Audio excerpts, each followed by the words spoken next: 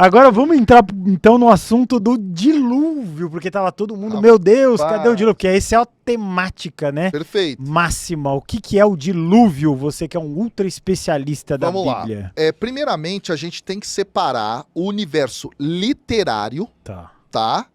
Esse universo literário, ele é complexo, ele é escrito, reescrito ao longo do tempo por mãos distintas que vão colocando as suas perspectivas no texto. Isso é um fato histórico. Isso não é uma questão, como eu disse, uma intuição própria. Não, é um dado, tá, que a gente tem. A gente consegue enxergar, como especialistas lendo o texto no hebraico, a gente consegue enxergar muitas vezes essas camadas textuais, tá? O texto do dilúvio que está presente lá no livro do Gênesis, ele mostra essas camadas textuais. Se você olhar, você vai ver dias distintos do tempo do dilúvio. Você vai encontrar isso lá. Isso significa, um tinha uma tradição, outro tinha uma outra tradição. Alguém escreve isso. Aí eu só vou abrir o parêntese de novo, né? O intuito não é ferir a fé de ninguém. Então, do ponto de vista da fé, a gente pode entender isso como, não é? Esse processo da teologia da revelação. O ser humano vai colocando em suas palavras o mistério divino que ele experimenta.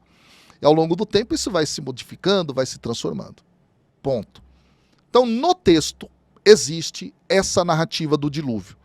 Ela está posta dentro de um caráter seguinte: Deus, tá, cria e agora, diante do fracasso do humano livre que ele cria, ele quer recriar. Então, por esta razão, Guru, que você tem no texto de Gênesis capítulo 1, o início do processo da criação tem como caos a água. Aí você vai para o dilúvio, qual é o caos? A água. É uma recriação. O texto do dilúvio é essa compreensão. E o personagem principal do dilúvio é Noar. Noar, em hebraico, significa consolação. Ou seja, é como se Deus estivesse num processo de consolação, de recriação. Daí a gente vê a questão dos animais. Os animais fazem parte da criação em Gênesis 1. A gente tem todo o processo da família inicial. Você vai ter lá ele, a sua esposa, os 3 filhos. Adão e Eva tiveram 3 filhos. Primeiramente, não é? Caim, Abel e Sete. Então você tem uma retomada dessa ideia. Todo um processo, então, de um Deus que dá uma nova chance. Essa é a visão do texto do dilúvio lá no texto bíblico, no seu universo literário teológico. Nos ensina, portanto, dessa possibilidade do recomeço. Essa é a lição básica do texto do dilúvio. Quando a gente adentra agora na história do objeto Bíblia, do objeto texto bíblico, a gente, olhando para outros povos e nações da região, nós observamos como o mito de Enuma Elish, por exemplo, ele fala de dilúvio, fala de uma arca, fala de um processo, não é, em que a divindade faz um recomeço na história, um reset, né? E tudo isso. A gente encontra outros textos de dilúvio em tradições do Antigo Oriente Próximo. Isso está lá. E a Bíblia bebeu dessa narrativa, tá? Mas colocou dentro da sua perspectiva de fé. Percebe? Ressignificou aquilo para sua perspectiva de fé. Do ponto de vista científico, tá?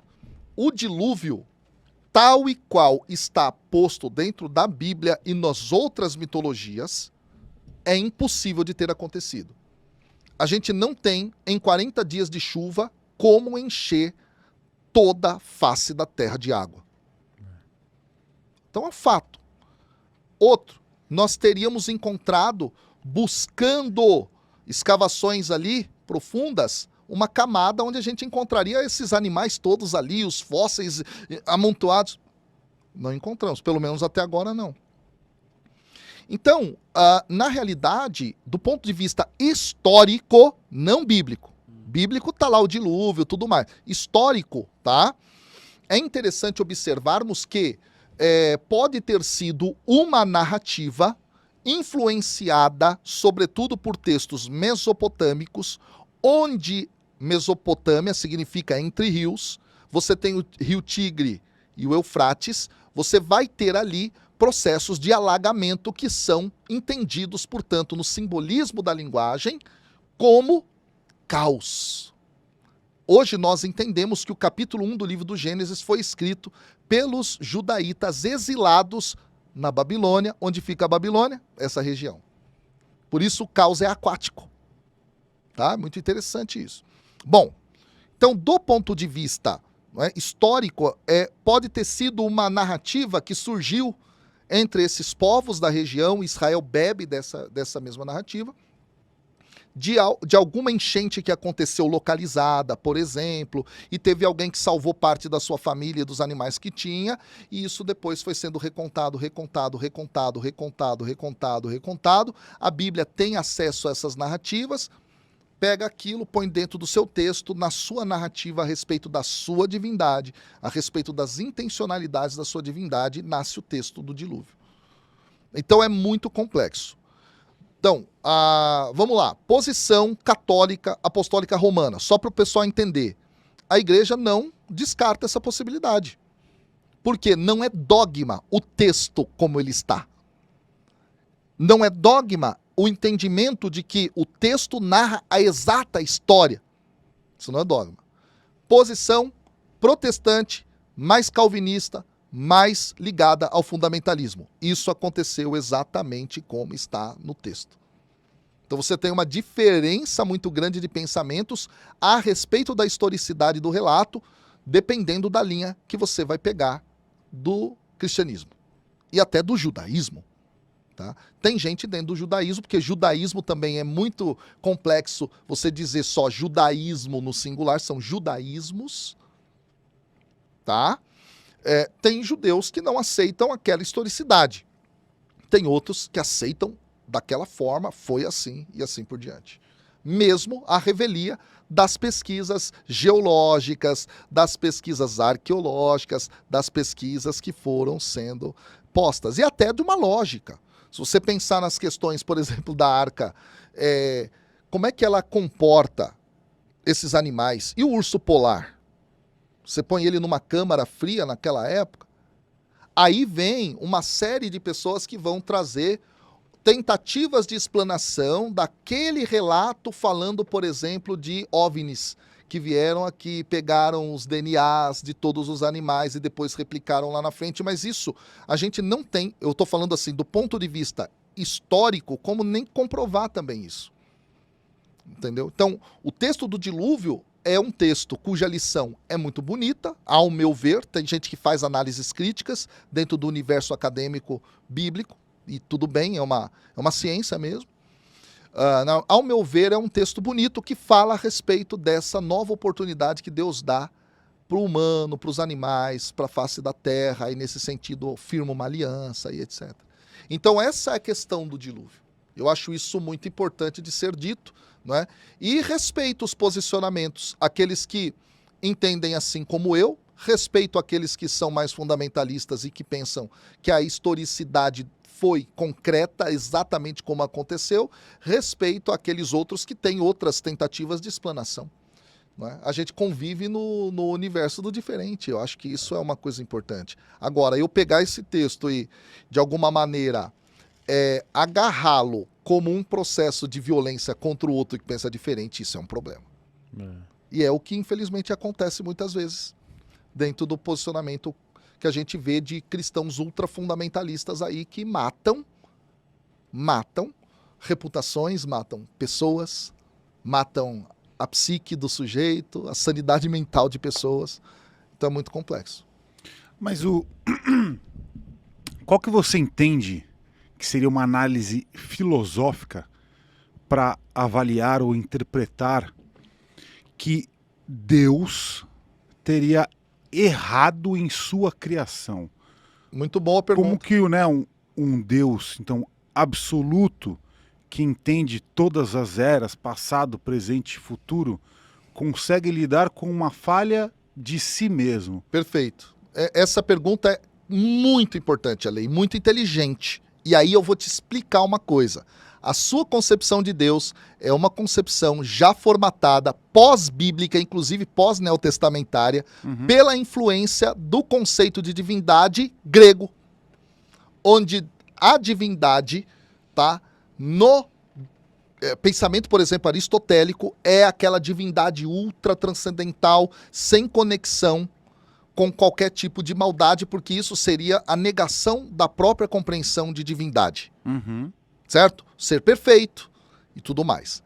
Essa compreensão é a compreensão que depois a dogmática cristã, católica, parte dessa dogmática protestante, daí os desdobramentos do protestantismo vão assimilar.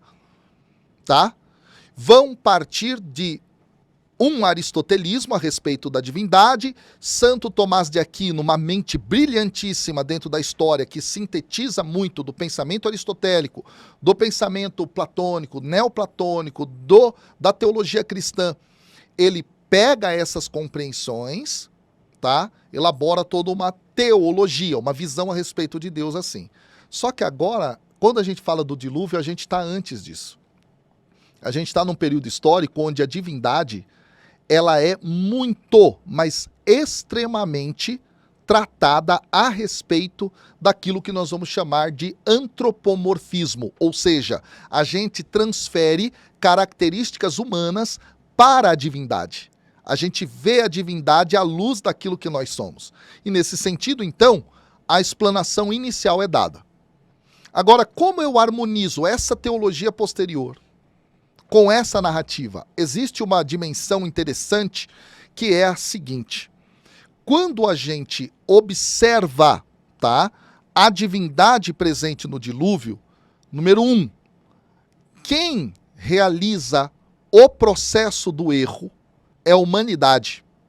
Aqui que é o detalhe.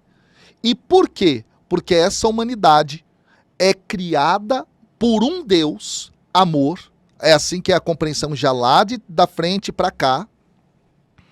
E que, por amor, cria o indivíduo livre.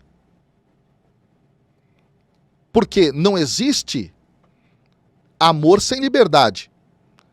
Se eu pegar aqui uma arma, apontar para vocês e dizer assim, olha, ame o seu próximo com a arma na cabeça, no processo de uma ameaça tão grande, não é virtude, não é amor. Há que se ter a liberdade. Então o ser humano cria é criado em liberdade, ele pode escolher. Daí a árvore do bem e do mal, ela é justamente a expressão mais profunda do amor dessa divindade, pelo fato de que ali está plasmada a possibilidade da escolha dos indivíduos. Porque se Deus só criasse uma árvore somente com o fruto da vida e não tivesse qualquer possibilidade do contrário, acabou. Ele não é, ele criou, ele não é amor, ele criou uma gaiola onde tudo que você faz é amor, mas a liberdade é posta. O jogo dessa liberdade, e aí a literatura e a teologia bíblica é fantástica em relação a isso. O dilúvio vai ser o desdobramento desse processo. Ou seja, Deus criou, tá aí, vocês são livres. Aí a beleza, a misericórdia dessa divindade vai recriar. Vai dar um novo início e vai firmar uma aliança. Essa é a teologia básica, quando a gente olha já para o aparato teológico já construído posteriormente e retorna ao texto. Tá? Então a gente tem, inclusive, possibilidades distintas de análise do próprio texto.